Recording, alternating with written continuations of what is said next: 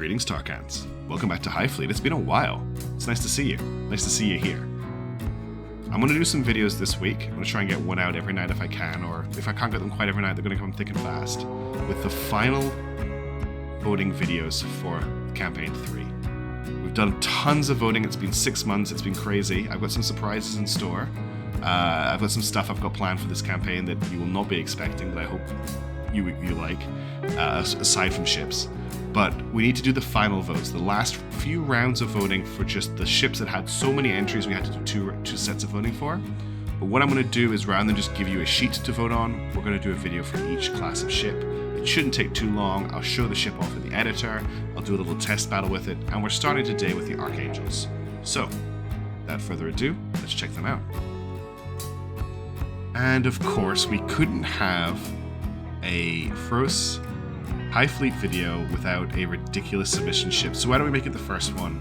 This is, of course, the Windy Lady. You've seen it before, an Ensign Foil Special. It has made it through to the finals of the Archangel voting.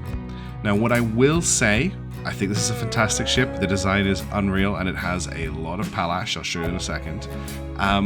The two tanker versions of this, the prize ship versions of the Windy Lady and the Prince of Kiva, have won their votes. So there are already 2 copies of the ship without the guns available for me to encounter as prize ships in the campaign.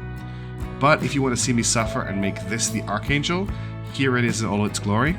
Bear in mind that it is only armed with a squall. It has no other weapons, no missiles, no secondary weapons. It does, however, have quite a lot of palash, which makes it pretty hard to deal with in the sky. Everything else about it is fine. It's pretty maneuverable, it's pretty fast, it has all interior engines, which make it quite difficult to deal with. It is layered for armor. Remember, we're playing 1.15 here, not 1.16, so armor isn't as heavy. Ships can carry a lot more and move a lot faster. And this is your first Archangel submission, the Windy Lady. And of course, you can't vote without seeing it in action, so here is the Windy Lady taken out for a spin. As we remember, it only has the squall, so we'd wait for that to load up. You'll see the palash cover is pretty impressive, but the engines are struggling to keep it in the air. We have to boost here to get a little bit of height. And here's the main cannon firing. One thing it does have going for it, as it has perfect coverage, it's never going to find itself in a situation where it can't hit the target. It does not have any defenses against incoming missiles, which is going to be a bit of a problem for it. The firepower is there, but it's going to get beaten. It's a little bit more of a gimmick than our other options that are available here. But that is the Windy Lady in combat. It's not probably going to be able to compete with some of the other ships in terms of sheer firepower, but you can see it's taken more of a beating than you might expect it to. If you look at the bottom left-hand corner, it's still in a pretty good shape. I am running out of fuel suppressants. I listed a whole barrage, which wasn't very impressive. We're finally starting to get through the palash, but the palash coverage is nice and it's refreshing quite nicely. The ship is honestly very tanky, even though it looks like it might not be. The problem it has maybe is just a little bit low on firepower. Taking a while to get through this ship here, this Archangel, which is hilarious since we are looking at an Archangel replacement. So that ship's dead. That's not too bad. And yeah, we'll leave it there for the ship. I don't want to drag these fights out for too long, but that's the Windy Lady. The second Archangel replacement we have for us is the Illithit by Many-Headed Mishaps. This ship features 4 D80 Molots as its primary armament, with pretty good coverage. There is a fuel tank in the center that does block them from firing down. This is a bottom fighter, as you can see by the double layered armor at the top. It has pretty well protected fuel in the center of the torso, or the body. It's not really a mech, I can't really say it's a torso. It does come equipped with an FCR and an IRS-1, meaning it can track targets, which the Windy Lady cannot. We have sprints on here, we have zeniths, and it does come with palash as well, though not as much. It's pretty fast, and it has a cool tentacle style to it, putting me in mind of an eldritch being, which is what it's supposed to be inspiring with the D&D themed name. It's a pretty cool ship. It does look really, really cool. It's a nice design. Mishaps has some really great designs. They've been fantastic throughout all the voting. And this is another option for the Archangel. If I had one thing to say about it, it's probably a little bit lightly armed with just 4 D80 Molots, but we all know how good D80 Molots can be, especially on mass with a good broadside. This armed with, I know it said palash, this armed with prox fuse would probably be pretty scary. And that is the Many-Headed Mishaps Illithit. And here we have a test fight for the Illithit from any headed mishaps. As I mentioned when I was reviewing the ship, it is a bottom fighter, and I will wait for a full barrage here just to show you what it's got. There's a gladiator up here, which is a pretty nice target. We're fully loaded. Let's see what we can do. Not the best shot. Remember, we don't have much in the way of anti-missile, but we do have missiles ourselves. Some sprints coming in there. From the bottom of the screen, the ship should be pretty nasty. Can't do much about incoming missiles, though, which is a problem. Not bad. Let's see how it does against this Archangel up here.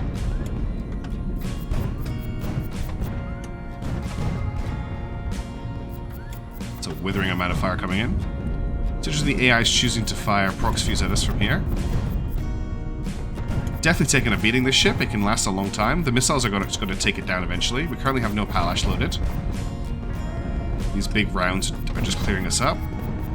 The D&D mullets are slowly carving through this Archangel's lower armor. So we've got a generator issue. That's a good explosion. Definitely a tough ship. If this ship got below me, I would struggle with it because of how good that top armor is. This Archangel is still alive even though it's rolling. Let's see if we can shoot down this missile. We were not able to. I could be doing a better job of dodging, actually. See if we can get the Archangel before this ends. Got it. Okay. See how quickly we can get this Negev before we die. So definitely a very tough ship. The firepower is good. We've got someone below us now. That's not good. That's how the ship dies. And hopefully that's enough of a demonstration to show you the ship in action. Let's move on to the next one. Our third ship to vote on is the Artemis from House Lefay. This is a very heavily armed and well-protected ship. It comes with a M338 Austratus, so it has Elant, and it also has it has an FCR, so it can detect enemies and help guide in missiles if there's anything going on around it. We're looking at 6 Zeniths as a secondary armament. It has 2 Sarmats as its primary, which are mostly blocked by this fuel tank, but the ship does seem to be designed to be more of a bottom fighter to get some coverage on those guns. And it also has 4 AK-100s, which as a secondary weapon are very, very powerful, especially if the ship is rocking prox fuse, which it probably will be if it's loading the right ammo for the AK-100s. Pretty scary ship, honestly. It's very well protected. I'm not sure if there's any Palash in the hull. I think there is... Don't see any. That could be the one thing it hasn't got going for it. There's a way to check. We'll just confirm that. If I go into defense systems and mount a Palash and then mouse over it, there's 2 Palash in the side here. So it does have a little bit of Palash coverage to help out. But that is the Artemis. And just like with the other ships, here's a test fight for the Artemis. It's put us up against the Variag, which is pretty scary. I have loaded the AK-100s with prox fuse, so you can see that in their role as an anti-missile weapon.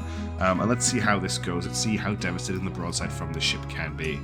It's starting us off near the bottom, which is actually quite good. It is not the fastest ship, but it is very stable, and it is reasonably good at moving laterally. It looks like we've already got the... Oh no, yeah, the Variag is in play. Let's just get out of its horrendous firing zone.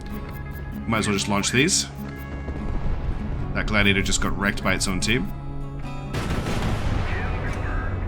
The broadside from this, the sort of main attack that Variag is going to cause us so many problems here, is pretty scary.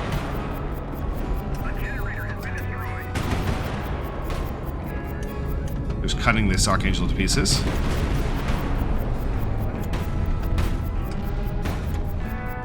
Remember to fire my prox fuse there. That's the Archangel down. The ship has lost its top, but that's mostly the Variag's fault. I don't want you to take that as a bad demonstration of the ship. It is a very scary ship with the amount of firepower that it has. That ripple fire there was really nice. Let's see if we can take this Gladiator out in one barrage. Good if I hit it, of course. We're getting cut to pieces, unfortunately, by the Variag, but hopefully that's a reasonable demonstration of how much firepower the Artemis has, and the amount of fire that it actually took there was pretty impressive. I really like the look of the ship. As I mentioned earlier in the video, it wouldn't be a first Highfleet video without some ridiculous ships designs, and the Ziggurat by Silent Snack definitely fits that profile. The shape of this ship is very interesting. The weird mismatched legs make my back itch, especially the fact that they are anchored at different levels. However, if we actually take a serious look at this ship, it's a scary prospect. We have 3 Sarmats with full coverage as the primary weapon, and then it's backed up by 3 37mm guns as well to work in that role of anti-missile. We don't have any sensors on this ship. I do believe it actually has Palash. It has 1 Palash tucked into the hull here, facing in this direction for some reason, but it is there. It is a brick. The ship itself, I think, has very little fuel, or just enough fuel to get it where it needs to go. Its speed and range aren't great, but that makes up for that is just in terms of how difficult it is to kill. So that is the Ziggurat. If you want something a bit weird, that's the one to looking for. And here we have the Ziggurat from Silent Snack in a test battle. I would mention that the AI is going to be better at flying these than I am, especially because I haven't played it in a little while. But hopefully we get an idea of just how difficult this ship can be to take out. There must be more Palash than I noticed because it does have a full coverage. So that's another good reason to take these into test area. Let's just put out that fire, and we'll just make sure we've got tracking. It's a little bit off. That wasn't too bad a shot. That was a good hit. Probably actually cut through it now. We'll fire again. That flower is not going to last for much longer.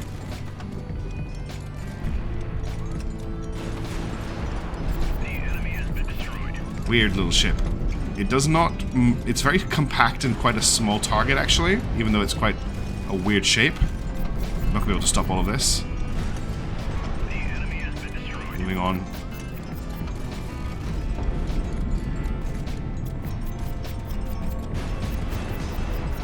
Some good hits there on that Bore. Let's not get hit by that incoming ship.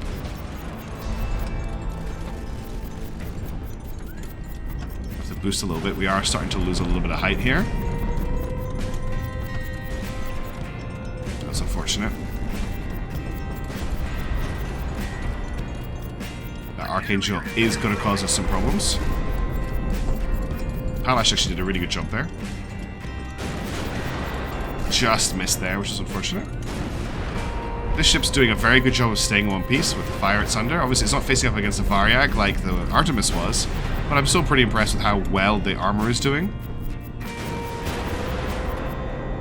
Although we are taking our time to take this Negav down. Sorry, this Bore down. Almost there, though. We're about to pop the fuel tank.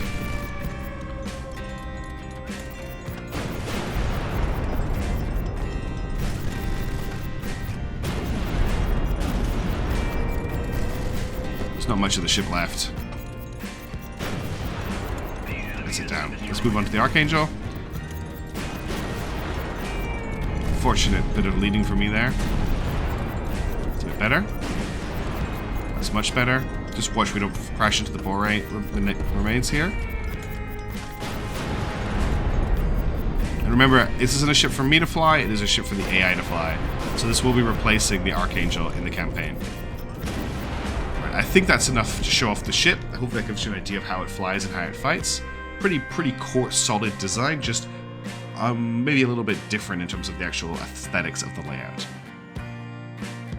And last, but very not least, we have the M338 Austratus, if I said that right, from TRAM. This is in TRAM's mushroom line of ships. It both resembles a mushroom and is named after a fungi. And it is an interesting design with the wide, flat top, which could, if they wanted to build it differently, could be a lot more compact, but I like the commitment to the style of the ship. Primary armament is similar to some of the other entrants. We've got 2 Mark 180 Sarmats with a really good coverage on them because they're spread out so far from the fuel tank in the center. We also have a triangle of 2 A-37s to act as missile defense, which gives it good coverage for them as well. I'm not sure if we have much in the way of Palash. Let me just see if I can find any. Yes, it does. It's got 2 Palash that I can see covering the top of the hull. This is definitely a bottom fighter. And that is another option for your Archangel replacement. Alright, and here we have a test battle for the Austratus. Putting us up against a Nomad is not the best example, but we'll see how we can do. Just waiting for everything to load. It's going to be interesting firing the guns on this ship because they are quite far apart from each other. So the convergence is going to be interesting to get your head around. That's not bad though. That's a pretty good opening salvo. Keep an eye on the armor in the bottom right. Even though the Palash is down, it's actually very fast, this ship. Actually a lot more maneuverable than I was expecting it to be. I'm actually able to dodge a lot of these shots rather than having to fly around them. It's doing a pretty good job of chasing down this paladin and just bullying it, basically. Gotta wait for the convergence, though. That's gonna be one thing you gotta watch out for. Not that I'm gonna be piloting it, of course, but it's quite a commanding presence on the battlefield as well, with this unique shape. One of those got through. We had an ammo explosion there, which wasn't ideal. Able to get above those shots without needing to boost. Just put out that fire.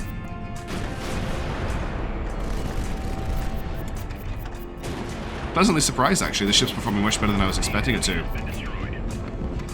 Let's see if we can take on the Nomad here.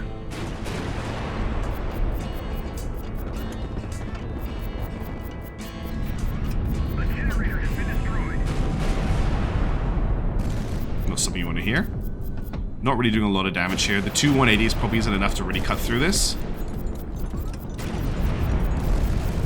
But yeah, hopefully that's a good enough example of the Austratus in action. Let me know what you think. The vote will be available soon. So there you have it. There are our 5 Archangel finalists.